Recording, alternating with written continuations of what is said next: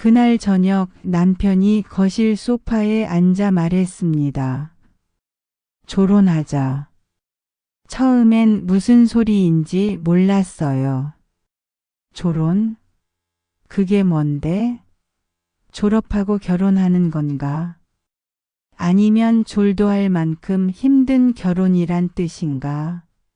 머릿속이 하얘지면서 입이 떨어지지 않았습니다. 남편은 태연하게 마치 저녁 반찬 메뉴를 고르듯 말을 이었어요. 졸혼. 결혼을 졸업한다는 뜻이야. 이혼은 아니고 그냥 간섭 없이 각자 살아보자는 거지. 요즘 그렇게들 많이 한다더라고. 같이 살긴 하는데 서로 자유롭게 지내는 거야. 당신도 친구 만나고 나도 내 시간 갖고. 그게 뭐가 나빠? 충격이었습니다. 결혼을 졸업한다고요? 결혼이 학교예요. 졸업장이라도 받아요. 40년을 함께 산 사람의 입에서 나온 말이라고는 믿기지 않았습니다. 졸혼? 각자 자유? 그게 대체 무슨 개소리야? 결혼 생활이 싫으면 이혼하자고 하든가 아니면 그냥 참고 살든가 해야지. 결혼을 졸업한다니 그럼 지금까지 내가 한 건 뭐예요?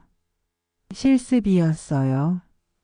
이혼은 싫고 자유는 갖고 싶다는 소리 아닌가요? 그럼 그동안 나랑 산 게 불편했다는 얘긴가요? 40년 동안 밥 해주고 빨래하고 뒷바라지 한 게 간섭이었다는 건가요? 가슴이 철렁 내려앉았습니다. 뭔가 잘못됐어요. 이건 분명 이상한 거예요. 평생을 함께한 사람이 갑자기 자유를 운운하면 그건 뭔가 숨기는 게 있다는 뜻이잖아요. 당신 무슨 일 있어? 제가 떨리는 목소리로 물었습니다. 남편은 고개를 저으며 웃었어요. 웃는데 그 웃음이 너무 어색했습니다. 무슨 일은 무슨. 그냥 나이 들면서 생각이 바뀐 거지. 우리도 이제 70인데 서로 얽매이지 말고 편하게 살자고. 당신도 그게 좋잖아. 좋긴 뭐가 좋아요. 40년을 같이 살았는데 갑자기 무슨 자유예요. 당신 지금 딴 여자 있는 거 아니야? 말이 나오자마자 남편의 표정이 굳었습니다. 순간 뭔가 찔린 듯한 얼굴이었어요. 그러더니 금방 태연한 척 웃으며 손사래를 쳤습니다. 아니 무슨 소리야. 딴 여자는 무슨. 당신 요즘 드라마 너무 많이 보는 거 아니야? 그 말투가 더 수상했어요. 평소 같으면 화를 냈을 텐데 그날은 이상하게 조용했습니다. 마치 제 의심을 피하려는 것처럼요. 그날 밤 잠이 오지 않았습니다. 남편은 금방 코를 골며 잠들었는데 저는 천장만 바라보며 뒤척이었어요. 졸혼. 결혼을 졸업한다. 그 말이 머릿속에서 맴돌았습니다. 왜 하필 지금? 왜 갑자기? 40년을 살아놓고 이제 와서 졸혼이라니 참 기가 막혔습니다. 다음 날 아침 남편이 화장실에 간 사이 거실 테이블 위에 놓인 휴대폰이 눈에 들어왔습니다. 예전엔 그냥 두고 다녔는데 언제부턴가 패턴 잠금이 걸려 있었어요. 비밀번호를 물어봤더니 남편은 요즘 보이스피싱이 많아서 그렇다고 했죠. 그때는 그런가 보다 했는데 지금 생각해보니 이상했습니다. 그리고 전화. 예전엔 제 앞에서도 아무렇지 않게 받았는데 요즘은 전화가 오면 슬쩍 자리를 피해요. 거실에서 울리면 방으로 들어가고 방에서 울리면 화장실로 가고. 업무 전화라고 했지만 남편은 벌써 은퇴한 지 5년이 넘었습니다. 무슨 업무가 그렇게 많아요? 그날 오후 남편이 또 외출한다고 했습니다. 친구 만난다고요. 요즘 친구가 참 많아졌더군요. 일주일에 서너 번은 나가는 것 같았어요. 예전엔 집에만 있어서 답답하다고 투덜거리더니 언제부턴가 밖에 나가는 게 더 많아졌습니다. 어디 가는데? 그냥 경로당. 요즘 거기서 친구들이랑 시간 보내거든. 경로당? 남편이 경로당을 다닌다고요? 평생 그런데 한 번도 안 가던 사람이에요. 믿기지 않았습니다. 뭔가 숨기는 게 분명했어요. 남편이 현관문을 나서는 뒷모습을 보면서 가슴속에서 불안이 커졌습니다. 조론하자는 말, 패턴 잠금, 전화 피하기, 잦은 외출. 이 모든 게 우연일 리 없었어요. 뭔가 잘못됐어요. 이건 분명 시작이었습니다. 40년 결혼 생활이 무너지는 첫 번째 신호였죠. 졸혼 얘기가 나온 뒤로 남편의 외출이 더 잦아졌습니다. 그리고 그달 말 카드 명세서가 우편함에 들어왔어요. 저는 그걸 펼쳐보고 숨이 막혔습니다. 200만 원. 지난달 카드값이 200만 원이었어요. 평소엔 기껏해야 50만 원 정도였는데 갑자기 4배가 늘었습니다. 뭘 샀길래? 저는 손가락으로 내역을 하나하나 짚어가며 확인했어요. 카페, 레스토랑, 꽃집, 백화점. 카페만 해도 일주일에 5번은 갔더군요. 한 번에 2만 원씩. 커피 한 잔에 10,000원짜리를 2잔씩 사 마신 거예요. 남편은 평생 커피를 안 좋아했습니다. 집에서 보리차만 마시던 사람이에요. 그런 사람이 갑자기 카페를 들락날락 한다고요. 그리고 꽃집. 7만 원짜리 꽃다발을 샀더군요. 저한테는 결혼기념일에도 꽃 한 송이 안 사주던 사람이 누구한테 꽃을 사준 거예요. 가슴이 쿵쾅거렸습니다. 손이 떨렸어요.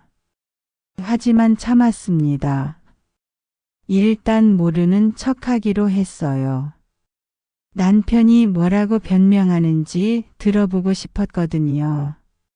저녁에 남편이 들어왔을 때 저는 태연하게 물었습니다. 여보, 이번 달 카드값 좀 많이 나왔던데. 남편은 순간 굳었어요. 눈이 흔들렸습니다. 그러더니 억지로 웃으며 말했죠. 아, 그거? 친구들이랑 밥 먹고 그랬어. 요즘 모임이 좀 잦아서. 친구들이랑 카페를 일주일에 5번씩 가요. 꽃은요? 친구한테 꽃다발을 선물해요. 속으로 소리치고 싶었지만 꾹 눌렀습니다. 남편의 얼굴을 보니 뭔가 숨기는 게 분명했어요. 눈을 마주치지 않고 자꾸 시선을 피했습니다. 예전 같으면 화를 내거나 귀찮다는 듯 대답했을 텐데 그날은 이상하게 조심스러웠어요. 그래, 뭐 친구들이랑 잘 지내는 건 좋은 일이지. 저는 일부러 웃으며 말했습니다. 남편은 안도한 듯 고개를 끄덕이고는 방으로 들어갔어요. 그 뒷모습이 너무 낯설었습니다. 40년을 함께 산 사람이 맞나 싶을 정도로요.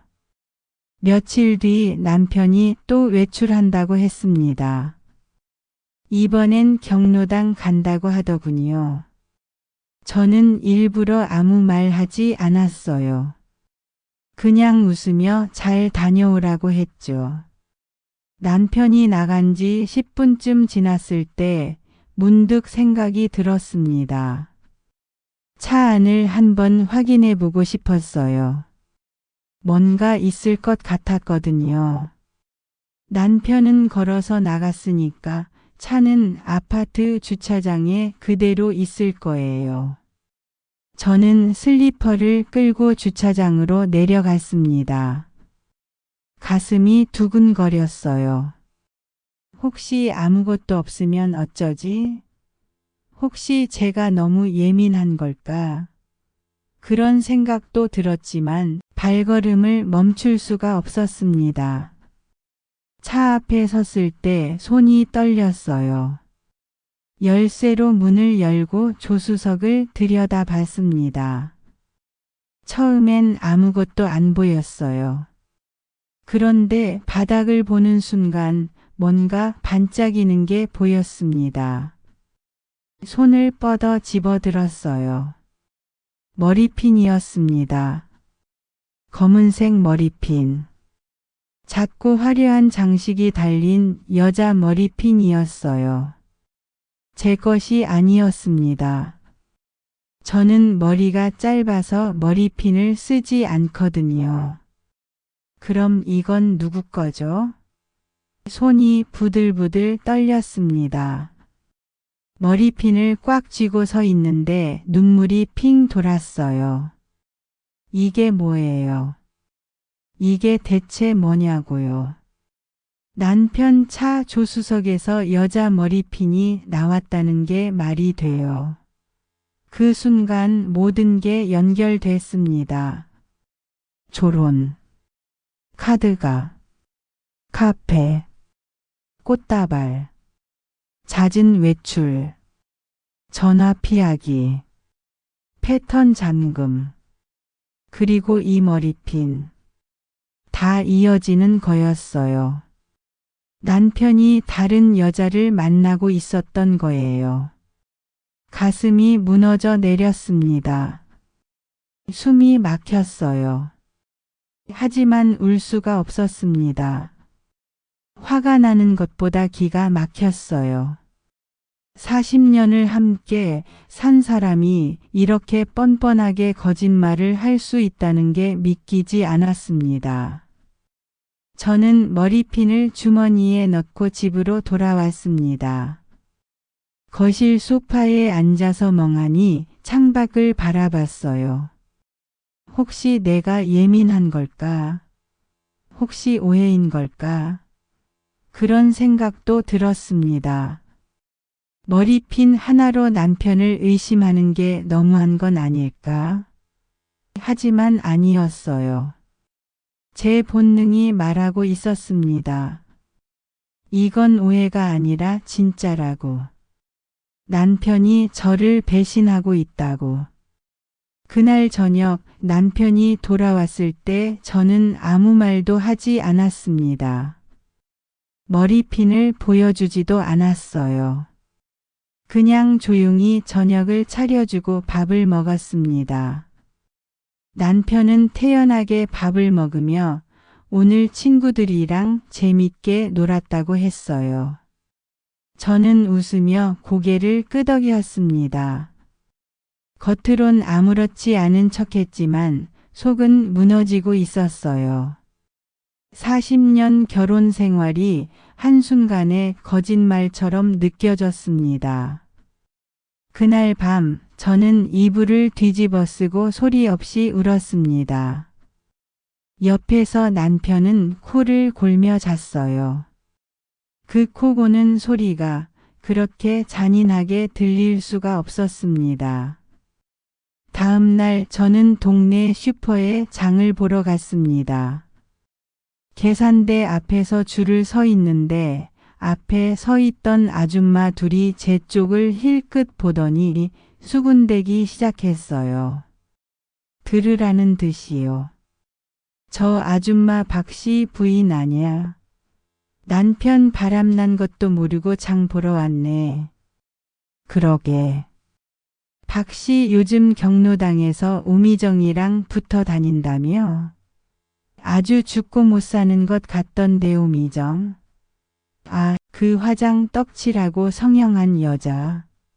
나이가 몇인데 저렇게 꾸미고 다니는지. 박씨도 그래 조강지쳐 두고 저런 년한테 빠지다니 남자들은 다 똑같아. 제 얼굴이 화끈거렸습니다.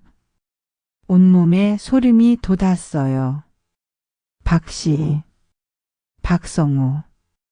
제 남편 얘기였습니다. 오미정. 그 이름을 처음 들었어요. 하지만 그 순간 모든 게 명확해졌습니다. 조론. 카드가. 꽃다발. 머리핀. 그리고 이 여자. 오미정. 남편이 만나고 있던 여자가 바로 그 여자였던 거예요.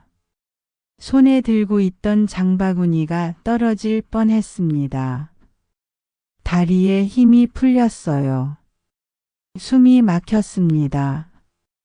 그 자리에서 쓰러질 것 같았지만 꾹 참았어요. 아줌마들의 비웃는 눈빛이 등 뒤에 꽂혔습니다. 계산을 마치고 집으로 돌아오는 내내 머릿속이 하얘졌습니다.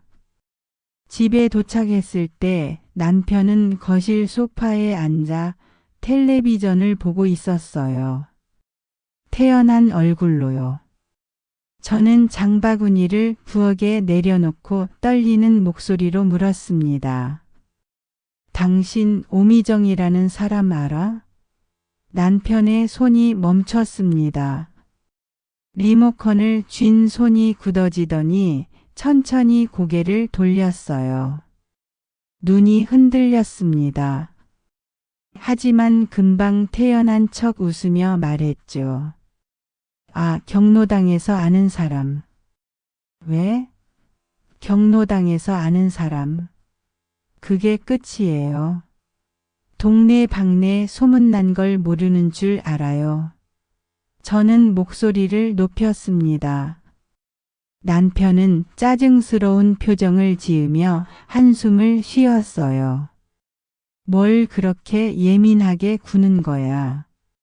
친구야, 친구. 요즘 세상에 남자 여자가 친구 하나 못 만들어. 친구요?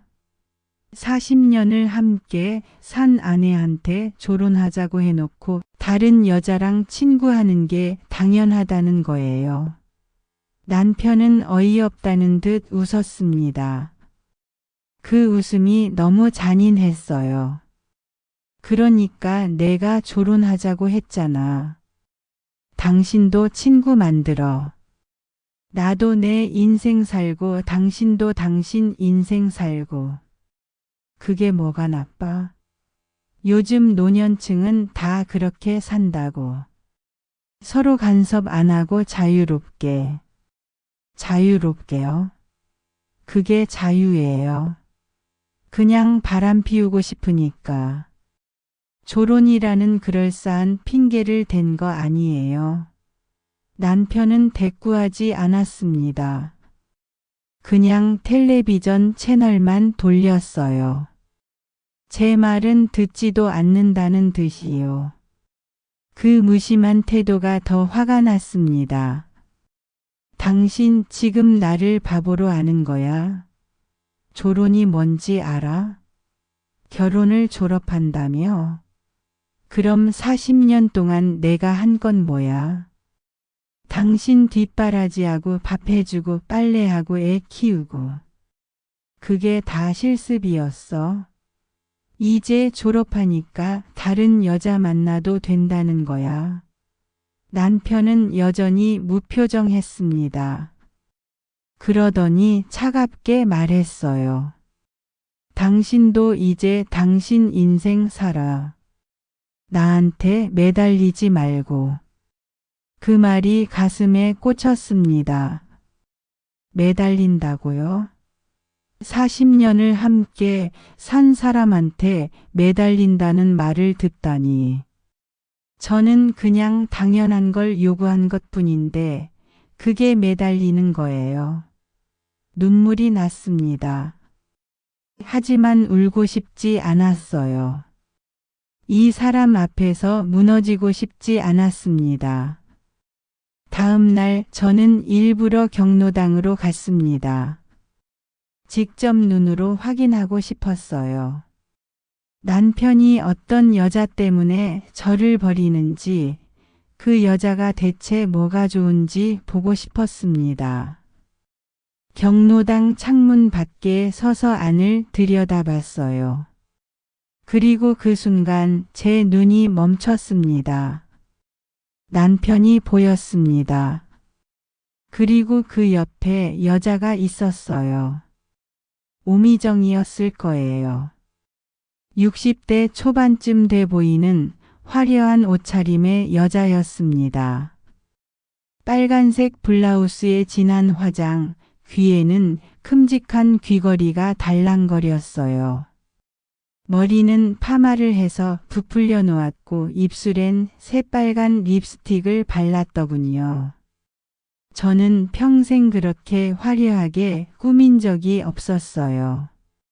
수수한 옷에 화장도 거의 안 하고 살았죠. 그 여자는 경로당 한가운데서 춤을 추고 있었습니다. 트로트 음악에 맞춰 몸을 흔들며 웃고 있었어요. 남편은 그 옆에 앉아서 박수를 치며 웃고 있었습니다. 제 앞에서는 한 번도 본 적 없는 표정으로요. 가슴이 무너졌습니다. 다리에 힘이 풀려서 그 자리에 주저앉을 뻔했어요. 남편이 저렇게 웃을 수 있다는 게, 저렇게 행복해 보일 수 있다는 게 믿기지 않았습니다. 40년 동안 저와 함께 있을 땐 무표정하던 사람이 저 여자 앞에선 저렇게 환하게 웃다니. 저는 그 자리에서 한참을 서 있었어요. 눈물이 주르륵 흘러내렸습니다. 외로움보다 모멸감이 더 컸어요. 40년을 함께 산 사람이 이렇게 쉽게 저를 버릴 수 있다는 게 너무 기가 막혔습니다. 저는 그날 결심했습니다. 이대로는 안 되겠다고. 더 이상 당하고만 있을 수 없다고. 남편이 원하는 게 조론이 아니라 불륜이라면 저도 가만히 있지 않겠다고. 끝을 봐야겠다고 생각했습니다. 일주일 뒤 저는 남편을 미행했습니다. 그날도 남편은 경로당 간다며 집을 나섰어요. 저는 10분쯤 기다렸다가 조용히 뒤를 따라갔습니다. 가슴이 두근거렸어요. 손이 떨렸습니다. 하지만 이제는 확실히 알아야 했어요. 제 눈으로 직접 봐야 했습니다. 경로당에 도착했을 때 안에서 웃음소리가 들렸습니다. 트로트 음악이 흘러나오고 사람들의 떠드는 소리가 섞여 있었어요. 저는 창문 옆으로 몸을 숨기고 안을 들여다봤습니다. 그리고 그 순간 제 심장이 멈췄습니다. 남편이 보였어요. 하지만 소파에 앉아 있는 게 아니었습니다. 경로당 구석 작은 휴게실 문이 살짝 열려 있었어요. 그 안에서 남편과 오미정이 보였습니다. 둘이 껴안고 있었어요. 남편이 오미정의 허리를 감싸고 오미정은 남편의 목에 팔을 두르고 있었습니다. 그리고 키스를 했어요. 입술에 입술을 맞대고요. 저는 그 자리에서 얼어붙었습니다. 숨이 막혔어요. 눈앞이 캄캄해졌습니다. 이게 꿈인가 싶었어요. 40년을 함께 산 남편이 제가 모르는 여자와 저렇게 키스를 하다니. 오미정이 남편의 가슴에 얼굴을 묻으며 웃었습니다. 남편은 그 여자의 머리를 쓰다듬으며 뭔가 속삭이었어요. 둘 다 행복한 표정이었습니다. 저는 더 이상 참을 수 없었습니다. 경로당 문을 벌컥 열고 들어갔습니다. 안에 있던 노인들이 일제히 저를 쳐다봤어요. 음악이 멈췄습니다. 저는 곧장 휴게실 문을 확 열어젖혔습니다. 남편과 오미정이 화들짝 놀라며 떨어졌어요. 남편의 얼굴이 하얗게 질렸습니다. 오미정은 당황한 표정으로 운매를 고쳤어요. 당신들 지금 뭐 하는 거야? 제 목소리가 경로당 안을 울렸습니다. 밖에 있던 노인들이 우르르 몰려왔어요. 다들 휴게실 안을 들여다봤습니다. 남편은 황급히 저를 밀어내려고 했어요. 여보, 이게 아니야. 오해야. 오해요. 내가 방금 뭘 봤는데 오해예요. 당신들 키스하는 거 다 봤어요. 주변 노인들이 웅성거리기 시작했습니다. 누군가 헉소리를 냈어요. 오미정의 얼굴이 붉어졌습니다. 저는 경로당 한가운데로 나가서 소리쳤습니다. 모든 사람들이 들으라고요. 여러분, 잘 보세요. 이 사람이 제 남편이에요. 40년을 함께 산 남편이라고요. 그런데 지금 저 여자랑 키스하고 있었어요. 노인들의 얼굴이 굳었습니다. 수군거림이 커졌어요. 누군가 혀를 찼습니다. 남편이 황급히 저에게 다가왔어요. 여보, 제발 여기서 이러지 마. 사람들 다 보잖아. 사람들이 보면 어때요? 당신이 한 짓을 다들 알아야죠. 저는 모든 사람들을 향해 소리쳤습니다. 여러분, 이 사람이 뭐라고 했는지 아세요? 나한테 조론하자고 했어요. 결혼을 졸업하자고요. 처음엔 나도 몰랐어요. 조론이 뭔지. 알고 보니까요, 이혼하면 재산을 반으로 나눠야 하잖아요. 그리고 주변 사람들한테 체면도 깎이고요. 그러니까 이혼은 안 하고 조론이라는 그럴싸한 핑계를 댄 거예요. 법적으론 부부로 남아 있으면서 맘대로 바람 피우려고요. 경로당이 술렁거렸습니다. 노인들이 수군거렸어요. 어머, 그게 무슨 말이야. 재산 안 나눠주려고 조론이라고? 그럼 완전히 사기 아니야. 남편의 얼굴이 창백해졌습니다. 오미정도 당황한 표정이었어요. 오미정이 나섰습니다. 여전히 건방진 표정이었어요. 부인, 요즘 세상이 어떤 세상인데 그래요. 노년에도 자유롭게 사는 거예요. 서로 간섭 안 하고 각자 인생 즐기는 거라고요. 부인이 남편을 제대로 못 챙기니까 성호 씨가 외로워하는 거 아니에요. 그 말을 듣는 순간 머리끝까지 화가 치밀었습니다. 뭐라고? 지금 내 탓이라고? 저는 오미정에게 달려갔습니다. 그리고 파마한 머리채를 움켜잡았어요. 으악. 오미정이 비명을 질렀습니다. 저는 그 머리채를 놓지 않았어요. 당신 같은 년이 감히 내 남편한테 손을 대? 화장 떡칠하고. 성형한 얼굴로 남의 남편 꼬시는 게 자유야. 부끄러운 줄도 모르고. 여러분, 이 여자 좀 보세요. 나이가 60이 넘어서 염치도 없이 유부남이랑 키스나 하고. 재산 나눠주기 싫어서 조론하자는 비겁한 남자랑 붙어 다니는 게 자유예요. 오미정이 제 손을 뿌리치려고 발버 둥쳤습니다. 하지만 저는 놓지 않았어요. 40년 동안 쌓인 분노가 폭발했습니다. 놔요. 놔라고요. 안 놔. 당신 같은 도둑년은 이렇게라도 혼내줘야 정신을 차리지.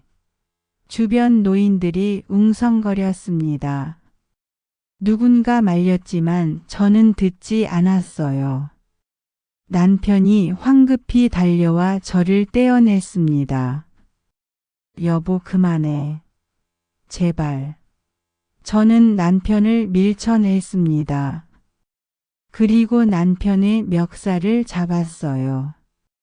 당신도 마찬가지야. 40년 동안 내가 뭐였어요? 밥 해주고 빨래하고 애 키우고 당신 부모님 모시고. 그게 다 뭐였어요? 이제 늙으니까 젊은 여자 찾아서 키스나 하고 싶었어요. 그러면서 재산은 안 나눠주려고 조론이라는 말장난이나 하고.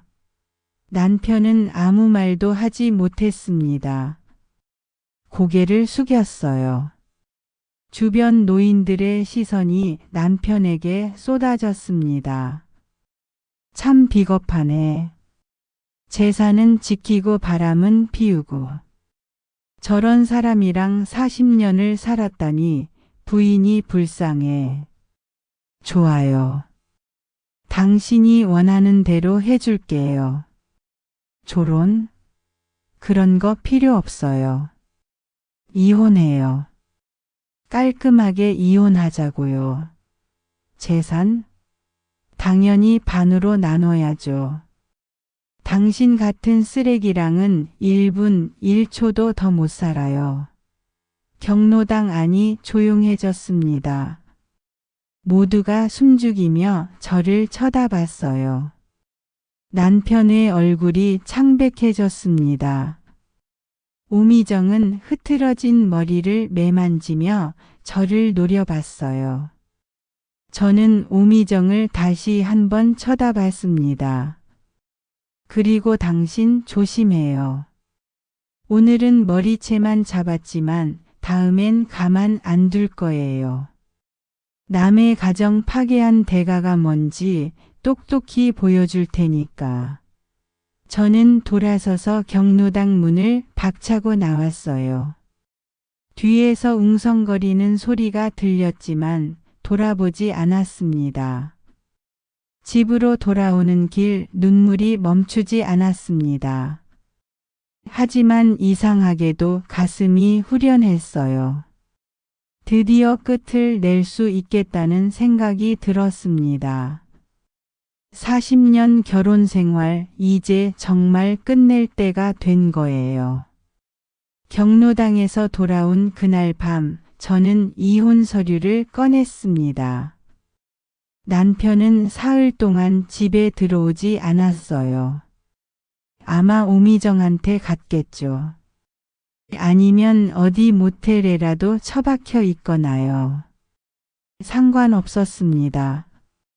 이제 그 사람이 어디서 뭘 하든 제게는 중요하지 않았으니까요. 나흘째 되던 날 남편이 집에 들어왔습니다. 초췌한 얼굴이었어요.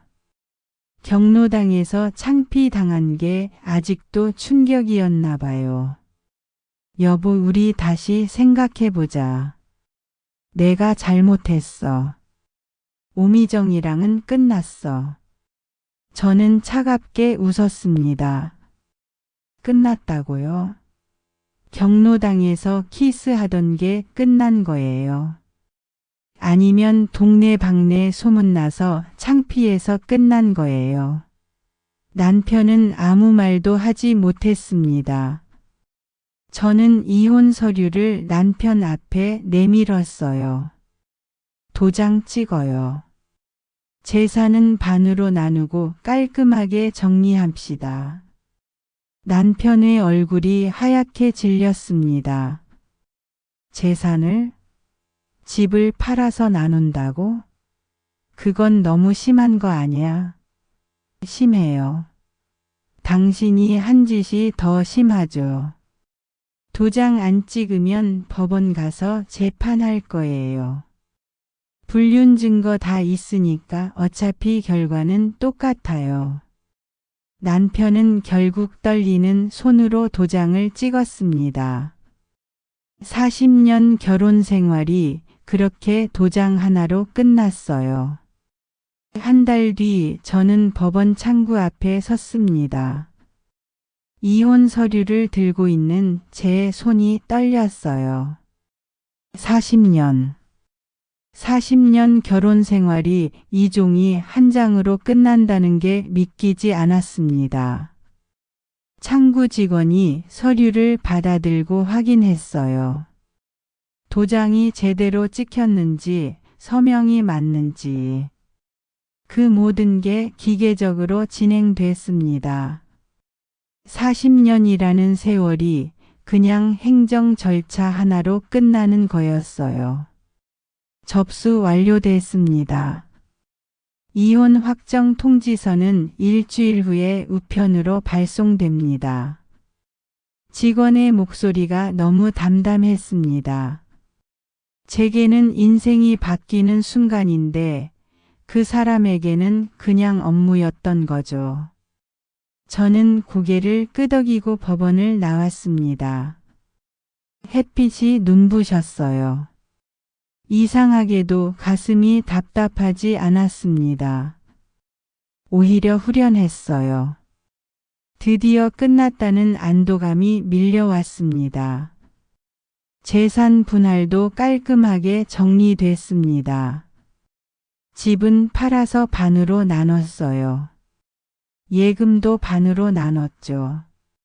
남편은 아까워하는 표정이었지만 어쩔 수 없었어요. 법이 그렇게 정해놨으니까요. 조론으로 재산 지키려던 계획은 완전히 물거품이 됐죠. 경로당에서 창피당한 것도 모자라서 재산까지 반으로 나눠야 했으니까요. 오미정도 그 뒤로 남편한테 연락을 끊었다고 하더군요. 재산도 없고 체면도 구겨진 남자한테는 관심이 없었던 거죠. 참 웃기는 일이었어요. 남편이 그렇게 지키려던 재산도 여자도 체면도 다 잃은 거예요. 법원을 나온 저는 곧장 여행사로 갔습니다. 제주도 패키지 하나 주세요. 혼자 가는 거예요. 직원이 놀란 표정으로 저를 쳐다봤어요. 60대 후반 여자가 혼자 여행 간다는 게 신기했나 봐요. 하지만 저는 신경 쓰지 않았습니다. 이제 제 인생이에요. 누구 눈치도 안 볼 거예요. 사흘 뒤 저는 김포공항에 섰습니다. 캐리어 하나 들고 혼자요. 평생 남편 따라다니기만 했는데 이렇게 혼자 여행을 떠나는 건 처음이었어요. 가슴이 두근거렸습니다. 설레기도 하고 무섭기도 했어요. 탑승 수속을 마치고 게이트 앞에서 기다리고 있는데 옆에 누군가 앉았습니다. 70대쯤 돼 보이는 남자였어요. 깔끔한 재킷에 회색 머리를 단정하게 빗어 넘긴 품위 있는 인상이었습니다. 제주도 가세요? 남자가 먼저 말을 걸었어요. 저는 살짝 놀라며 고개를 끄덕였습니다. 네, 혼자 여행 가요. 오, 저도요. 아내를 3년 전에 먼저 보내고 이제 혼자 사는데 집에만 있으니까 답답해서 여행을 다니고 있어요. 남자는 환하게 웃었습니다. 그 웃음이 참 따뜻했어요. 저는 괜히 얼굴이 화끈거렸습니다. 저도 비슷해요. 이혼하고 처음 떠나는 여행이에요. 그랬군요. 새 출발이네요. 축하드려요. 남자는 진심으로 축하한다는 표정이었어요. 이혼을 축하한다니 이상한 말 같지만 기분이 나쁘지 않았습니다. 오히려 고마웠어요. 탑승 안내 방송이 나왔습니다. 저는 남자와 함께 비행기에 올랐어요. 좌석이 우연히 가까웠습니다. 남자는 창가 쪽에, 저는 복도 쪽에 앉았어요. 비행기가 이륙했습니다. 창밖으로 서울이 점점 멀어졌어요. 40년을 살았던 도시가 점점 작아졌습니다. 그 안에 남편도 있겠죠. 오미정도 있을 거예요. 하지만 이제 상관없었어요. 그건 제 인생이 아니니까요. 제주도에 도착했을 때 남자가 말했습니다. 혹시 저녁 같이 드실래요? 혼자 먹기 심심한데 같이 드시면 좋을 것 같아서요. 저는 잠시 망설였습니다. 하지만 거절할 이유가 없었어요. 이제 저도 자유니까요. 좋아요. 우리는 함께 공항을 나섰습니다. 택시를 타고 바다가 보이는 식당으로 갔어요. 창밖으로 푸른 바다가 펼쳐졌습니다. 햇빛이 바다를 반짝이게 만들었어요. 식사를 하며 남자와 이런저런 이야기를 나눴습니다. 남자는 은퇴한 교사였대요. 아내와 사별하고 나서 이제는 하고 싶은 일만 하며 산다고 했어요. 여행도 다니고 그림도 그리고 책도 읽는다고요. 부럽네요. 저는 평생 남 뒷바라지만 하다가 이제야 제 인생을 찾은 것 같아요. 늦었다고 생각할 때가 가장 빠른 거래요. 지금부터라도 하고 싶은 거 다 하세요. 남자는 따뜻하게 웃었습니다. 그 웃음을 보니 가슴이 뭉클했어요. 식사를 마치고 저는 혼자 해변을 걸었습니다. 파도 소리가 들렸어요. 바람이 머리카락을 흩날렸습니다. 발밑에 모래가 부드럽게 발렸어요. 40년 결혼 생활이 끝났습니다. 하지만 제 인생은 끝나지 않았어요. 오히려 지금부터 시작인 것 같았습니다. 저는 바다를 바라보며 웃었습니다. 눈물이 났지만 슬픈 눈물이 아니었어요. 후련한 눈물이었습니다. 뒤늦게라도 제 인생을 돌려받았다는 게 얼마나 다행인지 몰라요. 저는 바다를 향해 걸어갔습니다. 햇빛이 등 뒤에서 저를 비췄어요. 그림자가 길게 늘어났습니다. 하지만 이제 무섭지 않았어요. 인생의 이마. 이제 시작이니까요. 지금까지 김미희 씨의 인생사연 들으셨습니다. 조론이라는 그럴싸한 말 뒤에 숨겨진 배신의 이야기 잘 들으셨나요? 40년을 함께한 사람이 재산을 지키려고 이혼 대신 조론을 택하고 그 뒤에서 다른 사람을 만나고 있었다는 것. 참 기가 막힌 일입니다. 하지만 오늘의 주인공은 그 배신 앞에서 무너지지 않았어요. 경로당 한복판에서 진실을 폭로하고 당당하게 이혼을 선택했습니다.